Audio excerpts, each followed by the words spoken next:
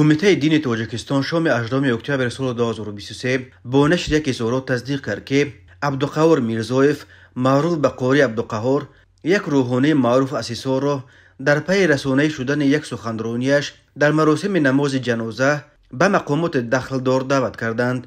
روز 18 اکتبر ژورنالیست عبدالقادر طلبکوف از خبر یک شاهد نماز جنازه یک دختر جوانمرگ در دهه ترد بابا در کنار شهر ایسار خبر داد که گویا روز 17 اکتبر قاری عبدالقهار در مویزش پدر دختر مرحوم را که در سن 25 از بیماری قند درگذشت برای نماز نخواندنش با یک لعن تند مذمت کرده است. خود قاری عبدالقهار برای شرح این ماجرا دسترس نیست، ولی کمیته دین در بیاناتش گفت احتمالیت پس زدن شان و شرف صاحبان میت از سوی میرزایف عبدالقهار از جانب مقامات دخلدار سنجیده می شود. کمیته دین همچنین خبر داده است که شهروند میرزایف عبدالقهار گوریزویش در یگان مسجد جامعه و 5 وقته کشور به صفت امام خطیب یا امام فعالیت نمی کند.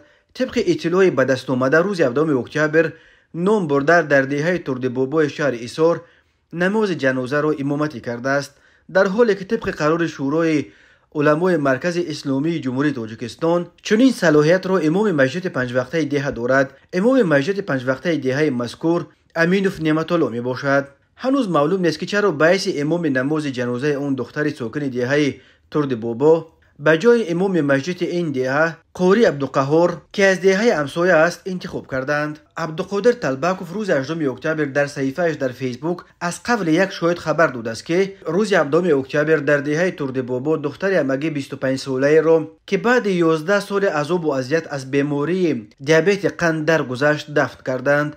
در مراسم نماز جنازه او قاری عبدالقهار گویا پدر مرحوم را سرزنش کرده گفته است که من میدونم که این اویله بینماز هستند. بینماز کیست؟ بینماز حجت خانه است. بینماز سگ مردگی است. به گفته شاهد حادثه گویا قاری عبدالقهار الفاظ قبیح از این قبلی را پشتی هم قطار کرده صاحب میت را برای نخوندنش خیلی سرزنش کرده است. عجب آیا نفری که جگربند غورمرگش را از دست داده است و خون میگیرد در همین لحظه با چنین لعن مذمت کردن از تعلیمات دین مبین اسلام است؟ آیا رفتار دومالا به فرموده شرعی ازای مومن حرام است سازگار می باشد؟ آیا دغلانه به مردم مناسبت کردن به نظر نگرفتن فرموده شریعت عزیزمان ملال قوم جایز نیست نمی باشد؟ نوشته است عبدالقادر طلبکوف. ساکن دهه ترد بابا خبر مرگ دفن یک دختر جوان گرفتار بیماری قند در صحنه 17 اکتبر تصدیق کردند، ولی می گویند لعن صحبت قاری عبدالقهار